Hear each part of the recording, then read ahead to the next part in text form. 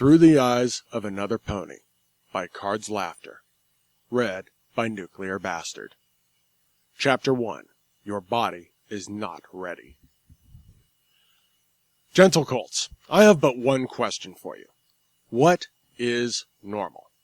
Is it doing what comes natural to you? Because I gotta tell you, there are plenty of people that do just that and still get tagged as deviants. Is it holding up your local status quo? I don't think that's quite right either. I mean, think about it for a moment. In America, that's getting a full-time job, or 2, or 3, and supporting/contributing in some fashion toward your own care and or the care of others. In certain parts of Africa, people would look at you funny for that. You want to know what I think normal is? It's the setting on my dryer back on Earth. That's about as defined as normal gets for me. See also standard setting. Why am I asking you this? Not certain other than to give you a frame of reference for what is normal. Because I am about to jump into the far reaches of abnormal. Now, brace yourself for it. Take a deep breath through your nose, enter a state of zen, and let it out through your flapping lips. Don't clench. I woke up in a cartoon. Wait, it gets better. It wasn't just any cartoon. It was the cartoon to end all cartoons. No, not Aqua Teen Hunger Force. Let me take you back to what was happening last. Let's see, I was drinking a lovingly made martini whilst partying it up at my stepsister Michelle's birthday bash. As was normal for her, rather than enjoy her own damn birthday, she was instead running damage control or something she felt was important. We actually got into a fight about it and I ended up walking out. The last thing I remember was leaving the party only slightly inebriated. Passed my own personal drunk test even. Well, I never made it to my car. Let me rephrase that. I don't ever remember making it to my car. Because on the way there, I fell asleep. And woke up in the cartoony central square of a town called Ponyville. Yeah. It went a little something like this. Bird was tweeting. I'm not sure what he was tweeting. I was quite certain, however, that I wasn't subscribed to his channel, so I'm not sure why he had to let me know about it. But he was. And unfortunately, it was grating on my slowly awakening nerves. I opened my eyes and regretted that damn near instantly. It was bright out.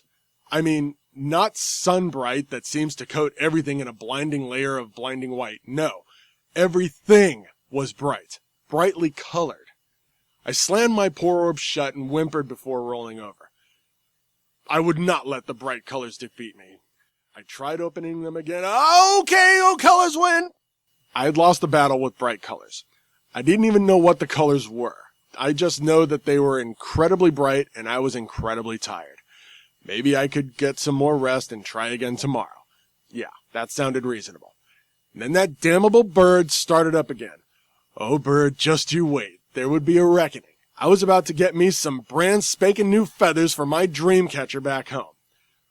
Okay, for the bird-related vengeance. Let's try this. One last time. Oh, my poor defenseless eyes. I did it, though.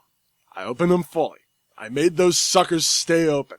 They watered and burned as though they were on fire, but that's okay. I beat the colors for the sake of foul destruction.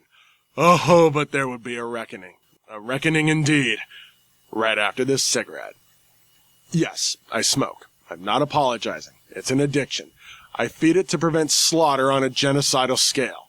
Therefore, every time I light up, I'm taking one for the team. I am so freaking selfless, I know. You just can't handle this brand of awesome selflessness. But there it is. You're welcome. No, don't applaud. Just send cash. So yeah, I lit up this awesome cigarette as part of my morning ritual, see averting genocidal tendencies, before rolling back over and pushing myself off of the ground.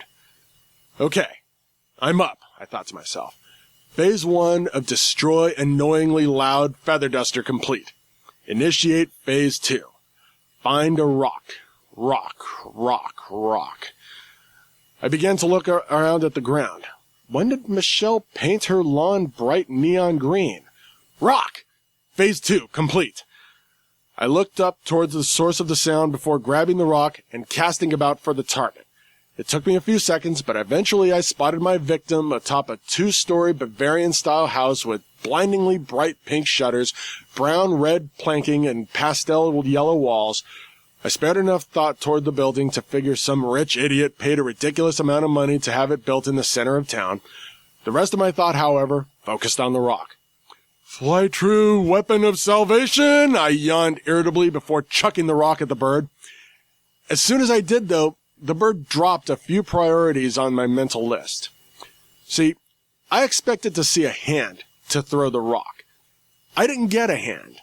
No, I got something else. Something that it just wasn't normal in the slightest. I got a hoof. This, in turn, made my jaw drop as I brought it closer. I was so freaking absorbed in staring at that hoof. I didn't even react to the rock bouncing back off the building and smacking me right atop my head. I mean, I reacted after it cleaned my clock, sure, but before that, I was derping out over the hoof that stubbornly insisted to exist where my right hand should have been. God, son of a... I hissed, rubbing the throbbing bump with my other hoof before realizing I indeed had a second hoof. Hooves! I checked them. These were hooves. Definitely hooves. Ash gray hooves, to be exact. I could tell from the pixels and having seen quite a few hooves in my day. I compared them. 1 hoof, 2 hoof, hoovesies. Whoa. I looked myself over as I took another drag off my cigarette, but oh, yes, it was true. I was a buck-mothering pony. Oh, my God. My hooves were just a shade darker than my coat, which was charcoal gray. And my tail! It was, well, it looked like the colors of a butane lighter, to be exact. The center of the wild, fluffy thing was a bright neon blue, the edges of it cut off abruptly into a bright, fiery red. That must mean... I started to think to myself before looking back at the unfreaking reasonably bright Bavarian abode before me. I began to hyperventilate. I'm sorry, just bear with me here. I know. I was definitely overreacting, but it was Sugar Cube Corner that I was sitting in front of, okay? I was excited. Why, you might ask? I'm a brony. Yes, you heard me. An honest-to-God brony. Now that means completely different things depending on whom you ask. If you ask the mouth-breathing idiots over at Fox News, a brony is a fat, unemployed, middle-aged loser that draws in Social Security and does nasty things when thoughts of ponies enter his mind. If you ask an overprotective backwater parent, bronies are a group of pedophiles that creep around the internet and they will urge you to hide your kids, hide your wives, and hide your husbands because they raping everybody out here, y'all. If you ask some insecure, homophobic Neanderthal, a brony is a load of 4-letter words and quite a few 3-letter ones to boot. However, if you, God forbid, do the sensible thing and ask someone in the know, say, perhaps, an actual brony, maybe you will find out the actual truth. They are just normal people with abnormal, enthusiastic hobbies.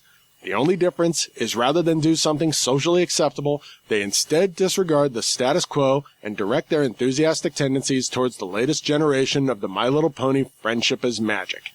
Holy shit, that's just going too far! We can't have normal people doing things they want to do. That's just I'm ranting.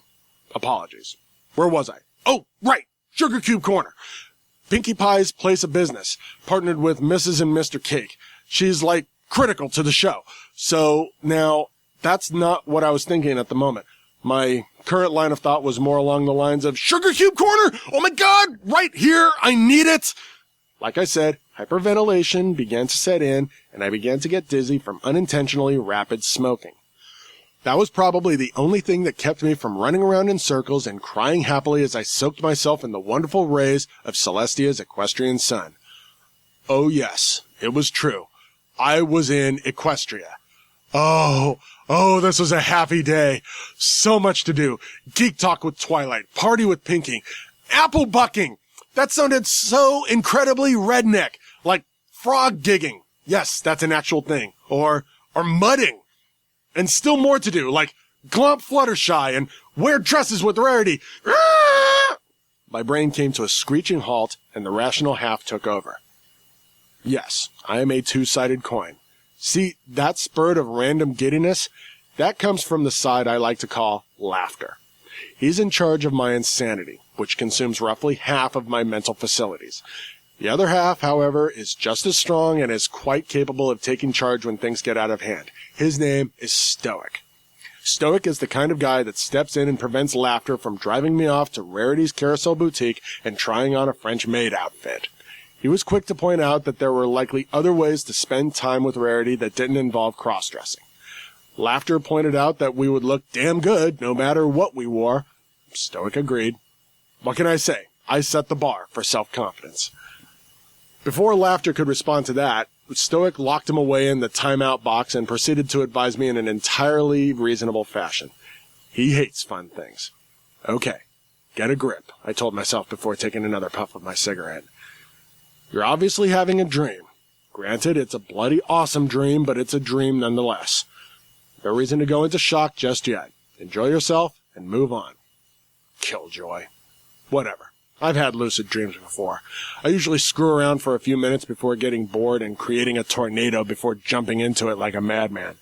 I'm not easily entertained. At least not within the confines of my own mind. Whatever. Let's just skip to the tornado, I muttered aloud. If I couldn't meet the real ponies, I didn't want to torture myself by pretending to meet them. So instead, I just threw my hooves forward and yelled out, "Tornado time!" Imagine the disappointment when I didn't get my wish. Nonsense. Try again. "Tornado time!" I roared, dramatically throwing out my hooves yet again. Something happened this time. However, it was not a tornado. Instead, a window on one of the nearby buildings popped open to reveal a magenta... Oh my god, it was Berry Punch! Easy killer, Stoic reminded me. Initial tests suggest this might not be a dream. Just play it cool. Playing it cool involved my eyes slowly widening as though they were being inflated. She was glaring down from her second-story window, her bleary eyes angrily fixed upon me. Whether she was hungover or just waking up, I couldn't tell. Probably both. I stared back, my jaw slowly falling open yet again as I took in the sight of my first pony. My cigarette fell out of my mouth. I want you to know I take nicotine abuse very seriously, so for me to just ignore the plummeting cylinder of tobacco, you just had to know me to understand the gravity of that thought. Waste not. I don't want to wake up from this dream, I stated to myself, as well as to both my subconscious halves. They both agreed. Hi! I enthusiastically waved a hoof up at her. She glared obstinately at me. Ruby poked her head up over the window after taking the note of my cheerful greeting, eagerly waved back at me. Berry Punch yanked her back and glared some more before rudely slamming the window shut. See, overprotective parents hate bronies. It's a fact. They think we touch kids or something. It sort of evens out, though, because bronies find overprotective parents just as creepy/weird, too. No, that's not a joke. With a remorseful sigh, I looked about. It was definitely Ponyville. The nondescript trees, the impossibly green grass, the crater still smoking just behind where I woke up. There was no mistake. Wait a second. I did a double take and stared at Town Square. Yep, there was a big fat crater right in the middle of it. Luckily, it hit Town Square rather than a building or something. That would have been awful, ruining somebody's home like that. Fortunately, all it amounted to was a big nasty scar right in the center of town. It smelled like brimstone and ashes, and the small column wafting from its epicenter did so lazily towards the sky. Did I do that? I caught myself wondering. I mean, it was feasible, right? If this wasn't a dream, I might have pulled a trope and crashed from the sky. No wonder Berry Punch was so quick to regard me so suspiciously. If I reasonably came to this conclusion, then she could definitely do the same and would have all the justification in the world to avoid me. I picked up my cigarette and took yet another drag. This was troublesome. My first day in Ponyville, assuming I wasn't crazy/dreaming, and I had already wrecked the place. Way to go, me! And then it happened. Inward crazy panic. A jumble of thoughts. A cornucopia of mental chaos erupted from within. I'm going to list out the insanity rather than try to translate how it actually went. Trust me, it will make it easier on everyone involved. Holy bit, I'm a pony. Holy bit, I'm smoking in Equestria. I've only been here 5 minutes and I've already caused extensive property damage. I'm smoking in Ponyville. I can't do this. Think of the ponies. How did I even light this damn thing? I don't have any pockets on me. Where did I even get this damn thing? I don't have any pockets on me. Disregard nonsense. Acquire ponies. I can't just go steal ponies. I need an ashtray. Wait, no. I need to make sense of this insanity. I'm sorry, but you've thrown off the Emperor's Groove. And then I got thrown out of a window. Not really, but that's what happened to the last guy to have that told to him. Anyway, out of all that chaos, one thought stood out considerably more than the others. I need to make sense of this. Disregard the cigarette, disregard the poniness, disregard the ashtray, pony napping, and Disney references. I needed to get to some pony that could help me. And the obvious answer was both obvious and exciting. Just contemplating the idea was raising my blood pressure to unsafe levels. Go see Twilight Sparkle. Stoic sat on Laughter's timeout box to make sure he didn't get loose. That would have been bad at this stage, and gave me the go-ahead. With that, I looked around and got a general feel for my surroundings. After feeding all given information to my mental navigational process, I realized that I both knew where I was and where to go. I couldn't help but snicker at the irony of knowing the geographical layout of Ponyville. I mean, yeah, I may be a brony, but the idea that I watch a show for little girls never ceases to blow my mind. I shook off the mirth and began to walk. It was actually quite easy adapting to my new form. I mean, I wasn't struggling or anything. Go figure. I even figured out how to move my tail. Tail! I swished it back and forth as I walked and felt the urge to squee bubbling forth. No. Bad laughter. Stay in that box. No freaking out until further notice. The effort to stem that squee flow took a lot longer than those few sentences may have implicated. In fact, in the time it took me to force it down, I already had the Ponyville Library in sight. And that started yet another emotional surge that I sadly failed to weather out. As soon as I set my eyes on that very special tree, I broke into a spirit gallop. The grin spreading across my face was inhumanly large, which made perfect sense since I was no longer a human. I was smiling so hard that it bloody hurt. I paused just before the door, though. Had to collect myself. Had to get a grip. The door opened. I didn't knock, it just opened. Out came the coolest dragon ever. Sure, he may have been a baby. Yeah, his colors of purple and green may have been badly clashed. True, he was a mere library assistant, but it didn't matter. It was Spike. And that was all that counted in my book. Cue the mouth-dropping moment of awesome. He was carrying a large satchel, entirely bereft of any contents whatsoever. "Okay, Twilight, anything else?" he called back into the treehouse before turning to see me staring at him like he was made of pure gold. "No, that should cover it," a very specific and important voice called back. Spike took it all gracefully, which is a lot more than I could possibly say for myself. My eyes did not exude a calm message, but he played it cool, staring right back with an arched eyebrow. You never seen a dragon?" he asked helpfully. I shook my head. "You're not going to run away screaming, are you?" he asked, reaching a claw up to scratch his head. I shook my head again. "Well, that's good, I guess." I nodded. His confusion worsened, and he turned his head a bit to give me a somewhat skeptical once-over. "So, I guess I'll be going now." "Okay," I murmured softly, still praying that this wasn't a dream. This couldn't be a dream. "Creepy," he whispered as he slowly stepped around me. I watched him leave, keeping my eyes stalkerishly fixed on him. Oh yeah, I was totally keeping my composure. Totally. I sighed as he turned the street corner, now irritated with my inability to keep it together. With that, I resolved myself to do better with the other purple inhabitant and reached up my hoof to knock on the door. Yet again, it opened before I could do so. Or at least the top half did. However, this time I was within its swinging range, and I was rewarded with a smack to the face. Related note. Twilight opens doors at astounding velocities. I toppled over and tumbled into Twilight's lovely flower garden. It had roses for some reason. Oh, Christ, the thorns! Why did it have to be roses? "Spike, wait!" Twilight hollered from the door before realizing she had struck some poor bastard with it. Oh, dear, I'm so sorry. "Just kill me.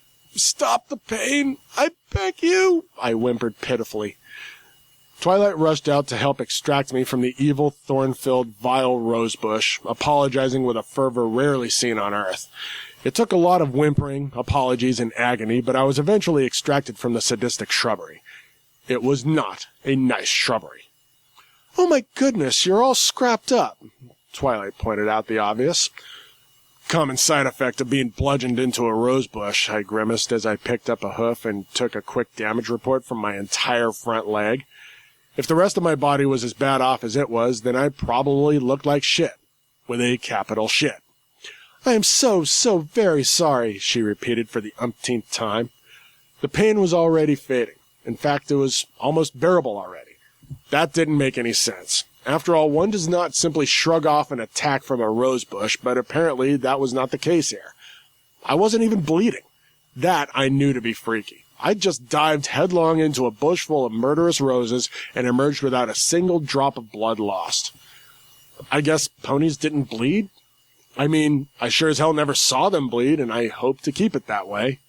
"Here, this should help," Twilight replied as she aimed her horn at me. "Hold still."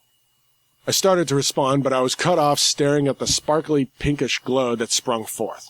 Before I could react, it washed over me, and a moment later, all the scrapes and pain were gone. Twilight just white maged me. Technically, she magenta maged me if you want it to be literal, but still, how awesome is that? Awesome enough to market for a premium, that's how awesome! Wow, that's mind-blowing, I muttered as I gave myself another once-over. Wow, Twilight, that is so OP. How do you know... Wait, come again? She tilted her head, both mildly overcome with surprise and confusion. OP? What does that mean? I gave a nervous chuckle. Oh, it just means you're overpowered. OP. Makes sense? She opened her mouth to speak, but paused and gave herself a little bit more time to mull that over before raising an eyebrow. I suppose. And thank you, I guess? No problem. I smiled brightly before taking another puff of my cigarette. That's when I realized I was still smoking, right in front of Twilight. Mortified doesn't even begin to cover it. The only thing that could have been worse was being caught naked, which was already happening, technically, or something. I immediately spat it onto the ground to give it an angry stomp before showing her a nervous smile.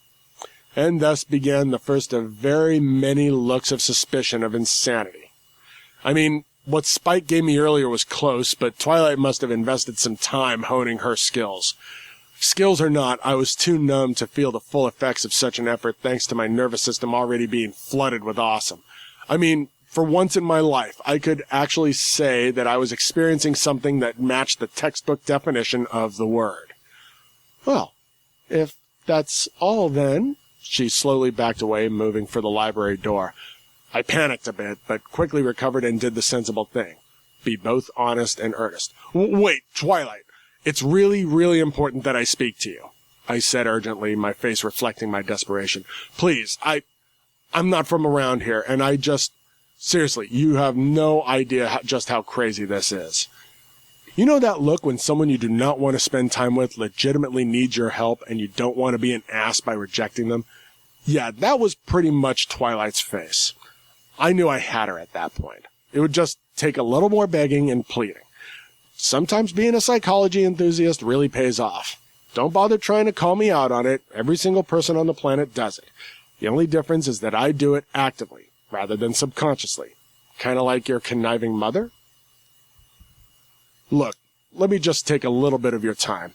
At the very least, this will probably give you something to talk about later, even if you don't believe me, I offered half seriously. I'm not kidding. I don't know who else to turn to.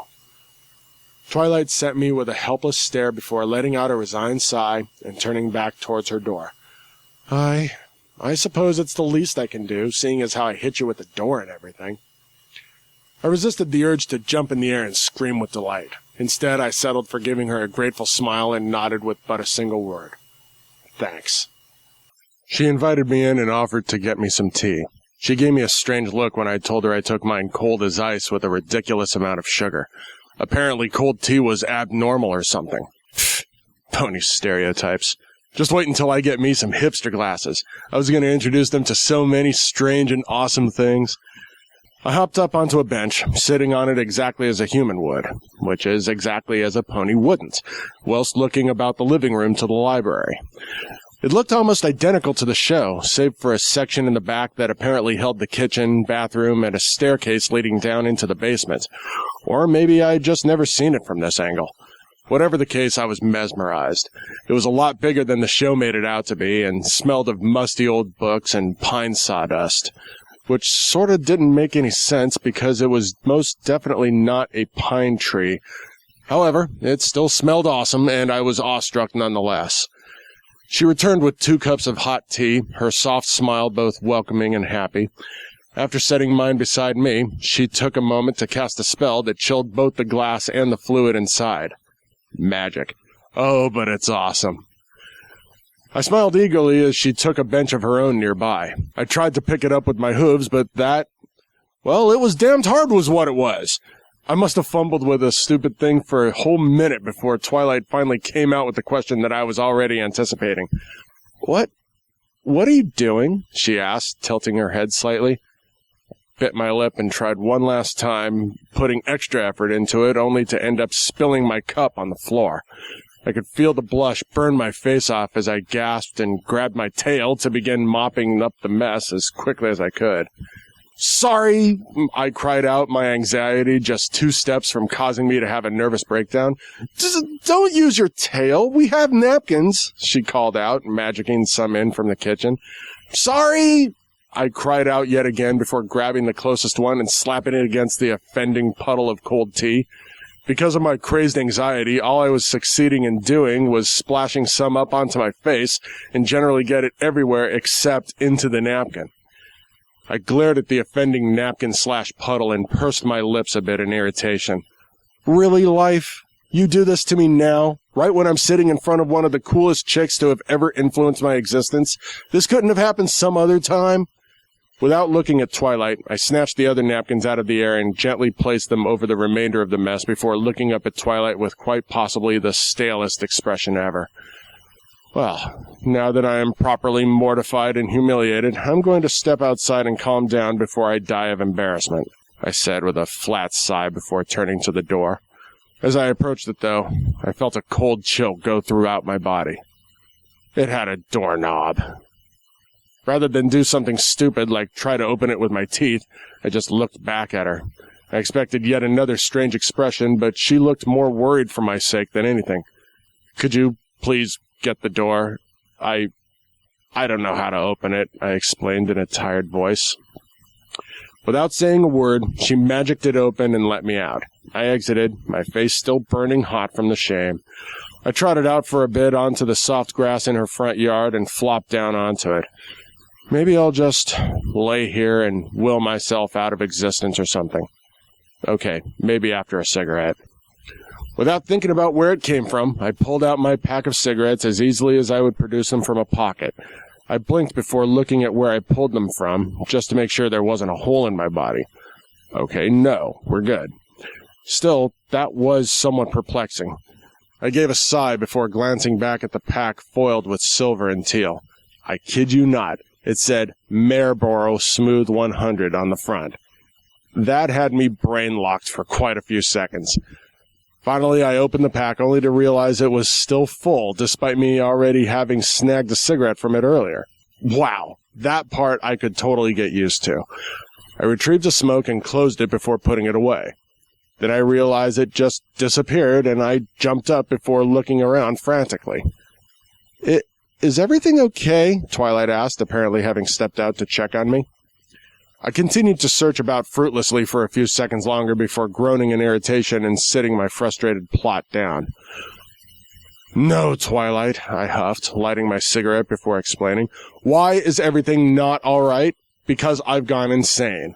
Really. I didn't think it would take this long, but it's finally happened just like my dad said it would, and now I've apparently chosen Ponyville as my sucker punch mental escape. All in all, not a bad choice, really, but come on! I can't even pick up a goddamn teacup! Not to mention my first act getting here was apparently to blow up town square, which probably isn't going to win me any points with any pony. Not to mention the cartoon physics are already screwing with me, and somewhere along the line, I turned into a pony. And to top it all off, I just made a complete jackass of myself using nothing but sugar, water, and boiled frickin' tea leaves just after getting shoved into a satanic creation that most people know as a rose bush. So no, everything is not okay. I am not okay. I'm like 10 different flavors of not okay. If the Guinness World Book of Records held a spot in its pages for not okay in the slightest, I think I would have taken the gold, silver, bronze, and all the runners-up. I sighed before taking a puff off my cigarette before noticing that it somehow got lit without me thinking about it. Glaring at the suddenly offensive nicotine stick, I spit it out and accusingly pointed at it with a hoof. Mother... How did I just get that stupid thing lit? I hollered in exasperation. I heard Twilight let out a bemused chuckle before looking up at her with a tired visage. You used magic, she explained as though it were obvious. She approached with a small towel and levitated it over to my face, wiping off the drying, sticky sweet tea with a relieved sigh. Magic? I repeated dumbly, squinting at the warm watered towel that she used to clean off my face. After getting cleaned up a bit, I gave the still smoldering cigarette a suspicious glare. I had just used my hoof to bring it to my face and light it. Was that magic? Hell, it certainly wasn't normal, but then again, this entire day was straight up freaky as of yet. I tried to pick it back up with a hoof, but it was for naught. Irritation was at an all-time high. Why was it no longer working? Magic, she replied with a sympathetic smile. Well, at least this explains a lot. I take it you aren't really a unicorn, then? I blinked in shock. You... Run that by me again, Twilight? Well, you said you got turned into a pony, so I figured you aren't an actual unicorn, or at least not originally. She placed a pensive hoof to her chin and stared up as she considered that. Wow, now that I think about it, transmuting a living creature is not exactly a simple spell. I'm not even sure I could manage something like... No. Let's get to that next. I waved a hoof to cut her off. What did you say I was? Just to make sure I didn't mishear you. A unicorn? A pony with a horn used for focusing magic? She explained with a slightly doubtful stare. Well, you weren't stretching the truth when you said you weren't from around here. Eyes widened. Breath came short. An explorative hoof came to my forehead. There it felt an ivory-like spiraled protrusion sticking out. Stoic dive to keep laughter contained, but that wasn't going to work for very long. Twilight, I'm about to make a lot of noises of incoherent excitement, I warned her very seriously. It's probably best you get inside, else I may get some of this squee on you, and it doesn't easily come out with a wash. She blinked in fearful confusion, stepping back cautiously. What? My grin began to break through as I began to shake a little. Too late! I suddenly burst into motion, jumping up and down in circles like a kid who just won a lifetime supply of candy. As I promised, sounds of excited happiness erupted from me, and while they had no specific definition, there was no mistaking that I was suddenly back on Cloud 9.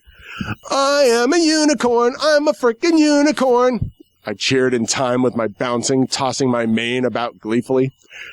Fillies and gentle colts, laughter has entered the building. I suddenly paused as my jaw fell open for what was probably the 1,000th time. What spells can I cast? I aimed my horn at nothing in particular and began to focus as though I were trying to force my brain through my forehead. Unicorn powers, activate!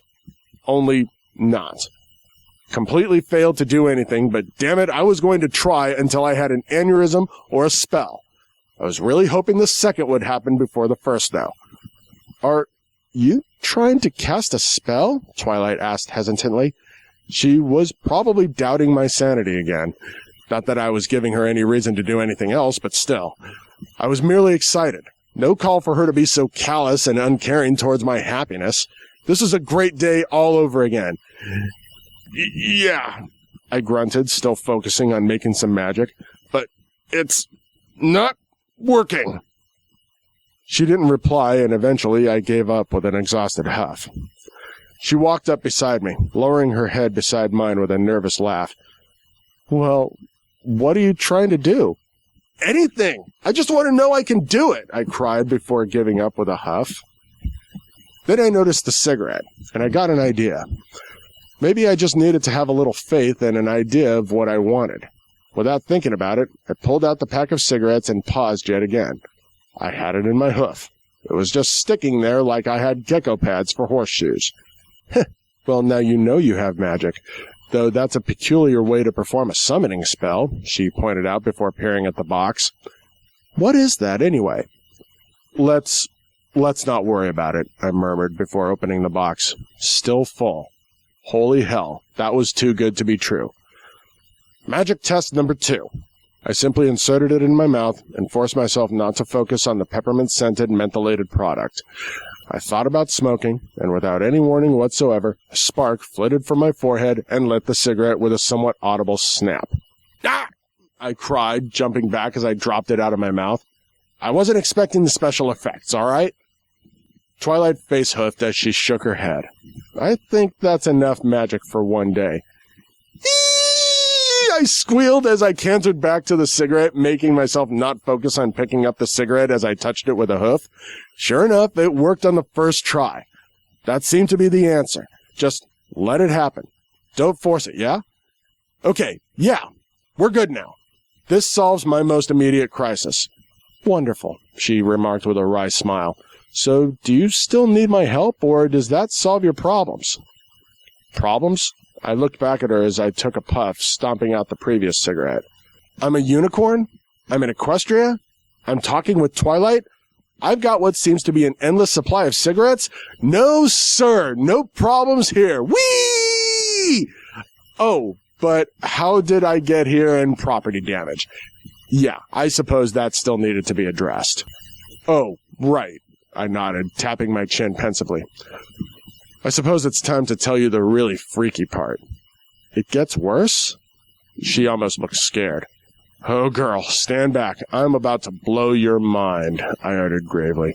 Are you ready for this? She raised an eyebrow before sighing.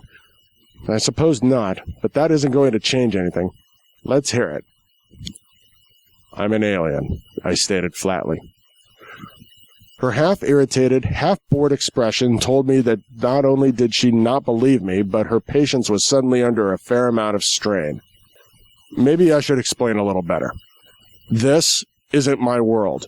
I don't come from this reality, universe. I tried to shrug, but I found it extremely difficult. How do you shrug with just one hoof?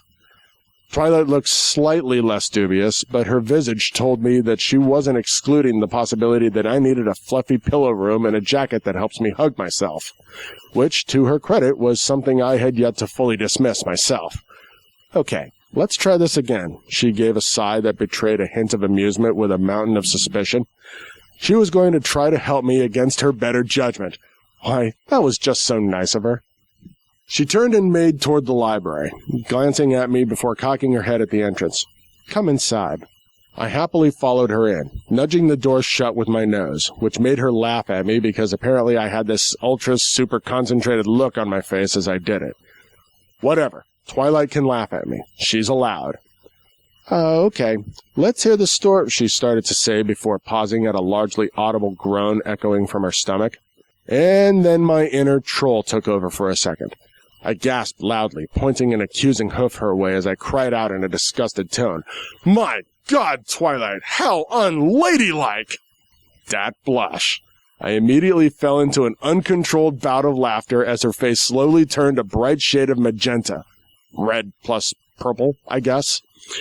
She looked all nervous and mortified for a few seconds. It took me a moment to register that she was actually humiliated as hell by my staged reaction.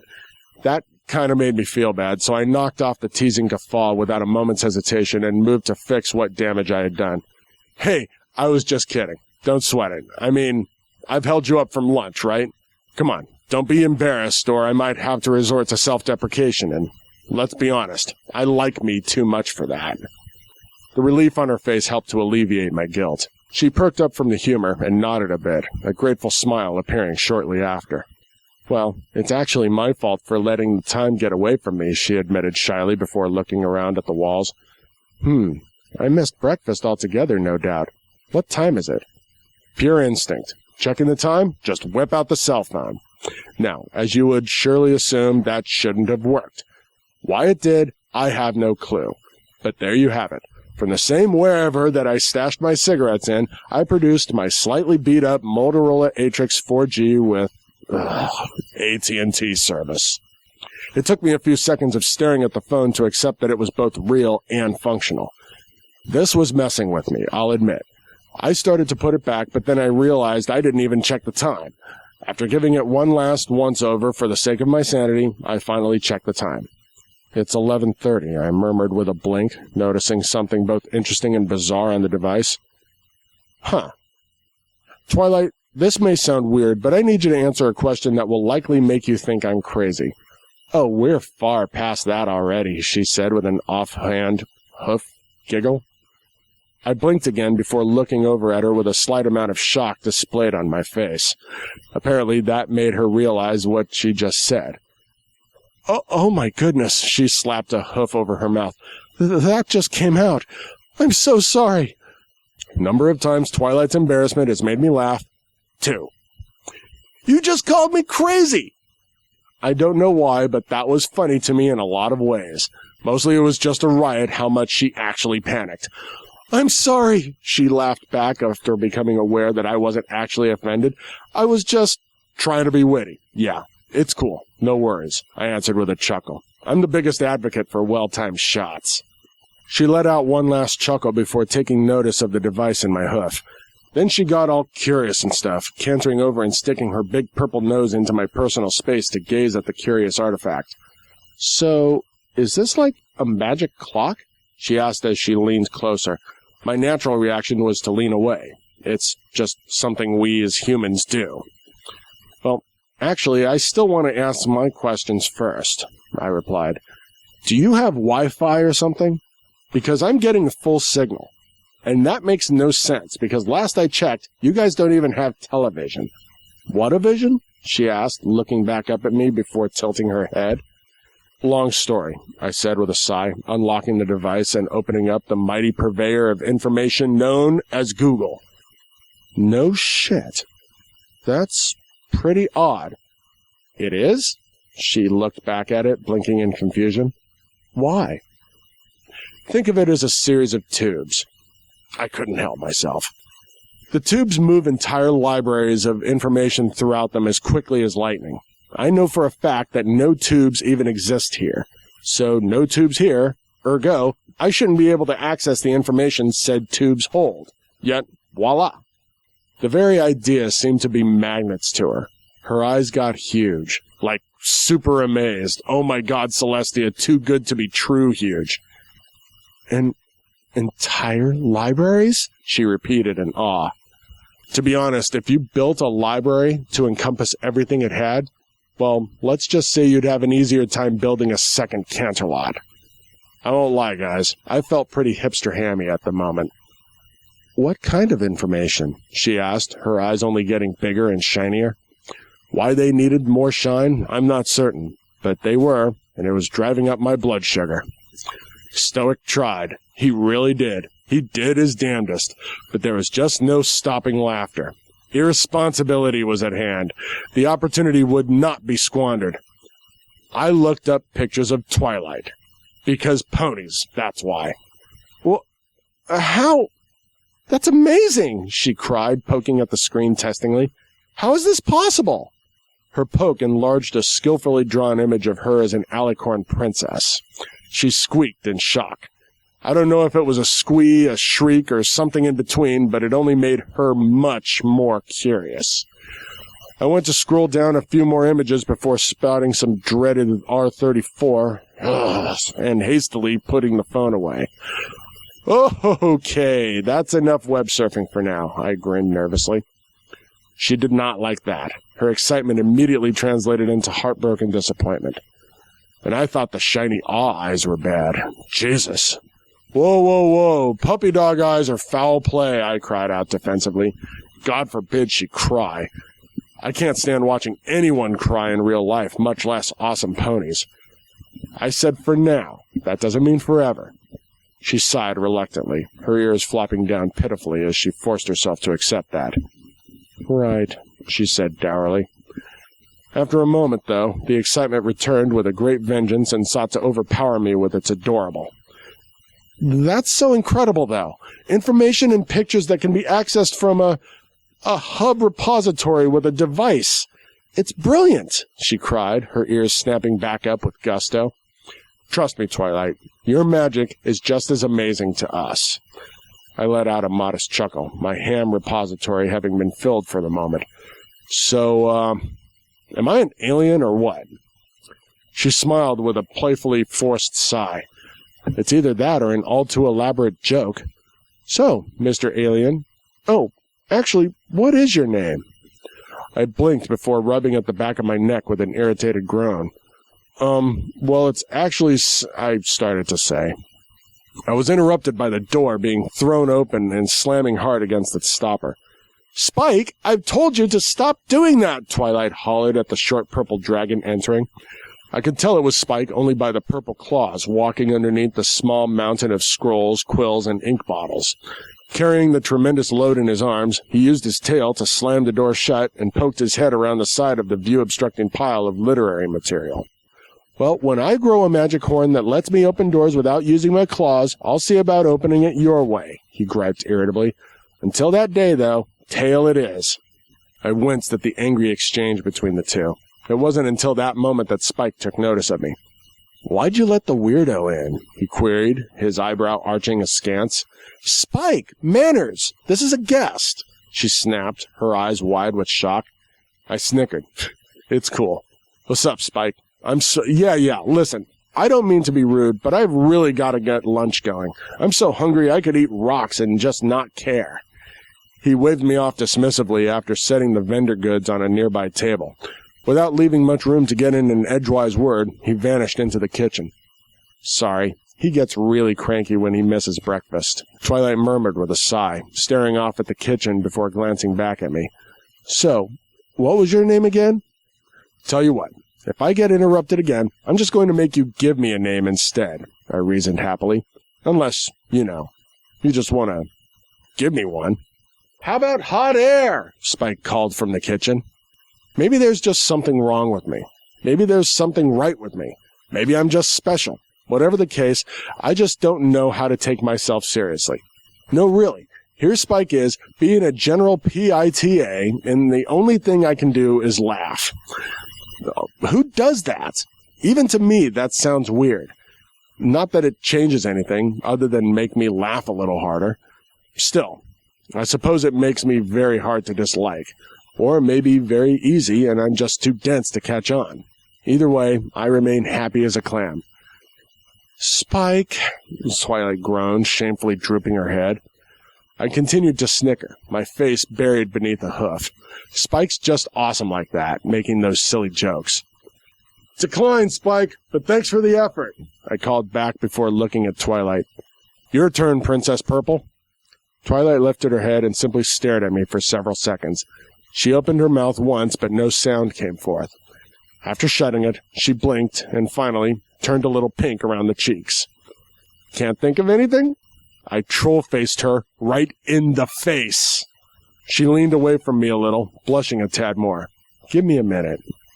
I began to simulate the Jeopardy theme, staring her right in the eye as I did so. After about 15 or more seconds of creepy eye contact, I finally lost my nerve and distracted her with a vocalized buzzer. Well, it's your name. You pick it, she demanded irritably. I'm sorry, Twilight. You must question in the form of an Well, never mind. I got that wrong, I huffed before shrugging. I kind of like the anonymity, actually. I shall be a non-pony. Sometimes even I have to look back at these past decisions and wonder, just what was I smoking and why didn't I keep smoking it? A non-pony? Twilight tilted her head, contemplatively considering it before giving a non-committal nod. I suppose that makes sense, since you aren't really a pony after all. No, a non-pony, as in anonymous pony, I explained, my sails having gone somewhat slack from her misunderstanding. Anonymous pony, a non-pony. Get it? The good news was that she got it. The bad news was that I wish she hadn't, because then we got into this huge argument over the fact that nameless did not mean anonymous. and that I could not be a non-pony if I wasn't actually anonymous. I mean, it started out nice enough, but before long it just degraded into downright stubborn points of view with neither party willing to budge on the matter. Personally, if you ask me, Twilight's just bullheaded. And I mean that. After several minutes of that nonsense, no, we never settled on a name, sadly enough, we finally got down to the interesting part of the conversation. The part where we started to exchange fascinating information, that is. Twilight asked me a few questions, 1,000 different shades of interesting for her. Like, after I showed her what humans looked like, cell phone power, she simply couldn't fathom just how different we were in appearance alone. And the fact that we thrived on the concept of technology and scientific exploitation was equally appealing to her. When I described weather prediction and how we worked around it, I had to reaffirm to her several times that humans were non-magical creatures. Then I turned things around and began an intense interrogation of my own. Ponies, how do they work? We just don't know. But that was about to change. Forever! First of all, every last pony was packing magic. Yes, even the earth ponies. That's how they were apparently able to pick up things with their hooves and even provided them with incredible strength. Pegasi, on the other hand, used their magic to make themselves feather light for flying. Not only that, but were also able to trail their magic behind them for a variety of purposes, such as more potent weather manipulation and leaving a wake of visible magic that was unique to each flyer. Unicorns had to rely on their horns to focus their magic, which prevented them from picking up most of the heavier objects with hooves or tails as an earth pony might. Their big advantage, however, were spells that could be used for a plethora of applications. Most unicorns only get 1 or 2 spells, but their affinity with that spell would, over time, allow them to branch out to many different uses based entirely upon their will and desire. Complex, eh? But that wasn't the extent of their magic. Hell, that wasn't even scratching the surface of what magic did for ponies. Magic was in everything. Everything. Even in the butter.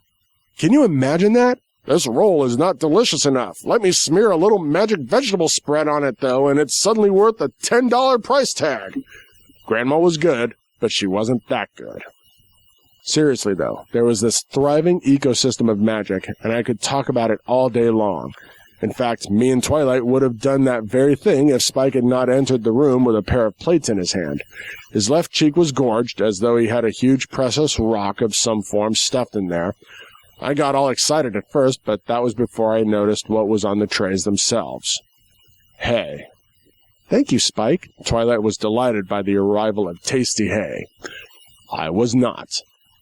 He brought me my plate and set it down in front of me with a nervous smile. Sorry about being a jerk. Totally forgiven, I smiled back before glancing at the plate.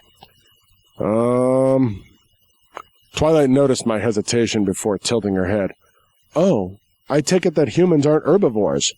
Omnivores, I distinguished before biting my lip reluctantly. We just don't eat hay. Poor Spike had been left out. He was out of the loop, and it was definitely showing on his face, what with the Spock eyebrow and the crossed arms. Hugh what now? He's an alien, Spike, Twilight pointed out. Totally, I nodded. That's not as big a surprise as you might think, Spike scratched the side of his head pensively. No offense. I'll get over it with some therapy. I gave a shrug before sighing and looking back at the hay. Okay, it's not an onion. Onions are also known as Satan's tears or gargantuan disgusting bulbs. Little-known fact for you guys.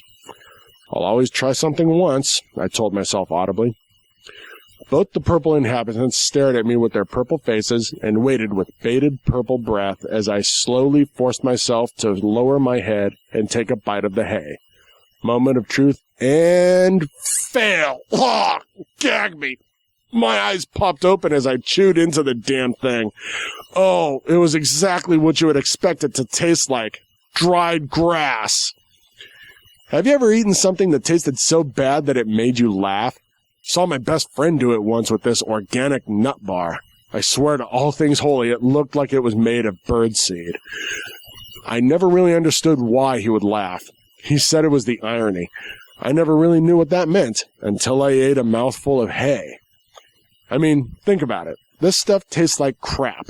I mean, I could see diehard hippies turning this stuff down and washing their mouth out with dirty soap water to scour out the foul taste. Yet they actively grow this stuff as a freaking delicacy. What kind of abject nonsense is that? I know they're smart enough to come to the conclusion that this garbage is just garbage. I can see it now. Hey, this hay sucks. Hey, hay, did you know you suck? Still, I was tough. I machoed it down, swallowed the whole bite. Then I proceeded to fall off the bench and shudder all over at least twice. I think he likes it, Spike commented with a smirk. I slowly worked my way up to my hooves and took a deep, shaky breath. Okay, so I tend to be a little dramatic. It's good for cleansing the sinuses. Well, that's another horror I'll take to my grave. Okay, it's time to show you guys the power of a super bachelor. Don't worry, I didn't take off my pants. Besides, I was already naked. Spike started to shortly before I interrupted him. Spike, to the Batcave! I cried before chomping down on his spines and dashing off with him in tow. Be careful with him, Twilight cried out worriedly before tagging onto a mirthful second half. I've only got one. Help! He pleaded with Twilight as we vanished into the kitchen.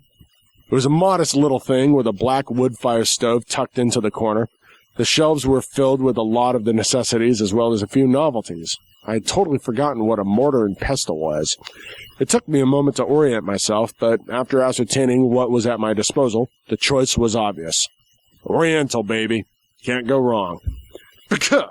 I shouted with my mouth full of flailing Spike before giving him a toss onto my back. Spike! I'm developing a phobia of aliens, he replied shakily as he adjusted his seat on my back. Sounds like a personal problem, I retorted before I spotted the drawers that had all the sharp stuff. Now, it's time to get cooking. First things first. As proper men, we need sweat rags, because that is awesome, and we're awesome. Understood? What? I was losing him. Who's awesome, Spike? I demanded. What? He replied. I sighed sadly before asking in a more practical tone. Who is awesome? Rainbow Dash is pretty cool, he pointed out in an uncertain fashion. He wasn't catching on. That much was apparent. I blinked before looking back at him with incredulity written upon my face. Yes, I suppose she is, I admitted before sighing, lowering my head in frustrated disappointment. Now, who else, within the immediate vicinity, mind you, is awesome? We are. Now say it. The poor guy had just not had enough male influence in his life, and it showed in his response. We're awesome? It doesn't need that question mark at the end there, Chief, I told him with a second sigh. Try again. Who's awesome? We're awesome. Better, but insufficient fury nonetheless. Louder. Who's awesome? We're awesome, he replied with more enthusiasm, starting to get pumped. Yeah! Who's awesome? I demanded again. We're awesome, he bellowed in return. Yeah! I thrust a hoof in the air. Yeah! He did likewise with a claw. Yeah! Yeah! Where are the rags? I hollered. There! He pointed out excitedly. 2 seconds later, we had a pair of awesome pink do-rags wrapped over our heads to match our states of awesomeness. It is on, Phillies! Let's cook some lunch! Pardon me, Twilight derailed the whole damn thing. But could we keep it down? This is still a library. Well, my face was some kind of red. Eventually, we were able to get some homemade vegetable lo mein served up with a bit of homemade sauce. I was worried I would die of starvation in the time it would have taken me to get the stove wood lit, but that wasn't much of a problem with a tiny purple dragon at my side. Still, there was enough complications to keep it interesting. I actually had to brew my own damn soy sauce. Thankfully, I had done that 100 times before working at a Japanese steakhouse in Alabama, so I wasn't deterred. It wasn't perfectly similar to the original thing, mostly because I had to make the noodles broad and then cut them in half after frying, which was tedious as hell. In less than an hour, though, we had a load of cabbage, bean sprouts, mushrooms, and carrots all mixed up in a pile of soy sauce and noodles. That looks angry, Spike admitted after giving it a fearful glance over the top of my head from his perch on my back. Oh, it is angry, I agreed with him, tentatively poking it with a fork before jumping and screaming in horror. Ah! I faked. Ah! Ah! Spike clutched my mane in horror, screaming with me. I smiled back at him. Gotcha. He wasn't amused. That made it funnier. Would you two please stop making such a racket? I'm trying to read, Twilight snapped as she poked her head inside. Then she took a whiff on what was in the air and suddenly was all curious. Well, at least it smells like all the noise and effort was worth it, she said with an eager smile. Say please, I ordered, serving up 3 bowls with the noodle spoon thingy. She happily trotted over, smiling eagerly.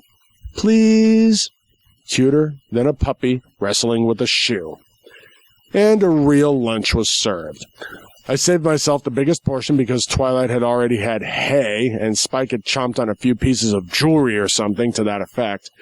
It wasn't perfect, but it was still damn good, and I was famished. I'm not a big fan of being forced into veganism, or vegetableism, or whatever it's called. I never took theology in college. Nonetheless, if all the dishes tasted this good, I certainly wouldn't lament it for long. After looking upon the sloppy pile of noodles and veggies, Twilight took up Spike's fearful distrust of the chow.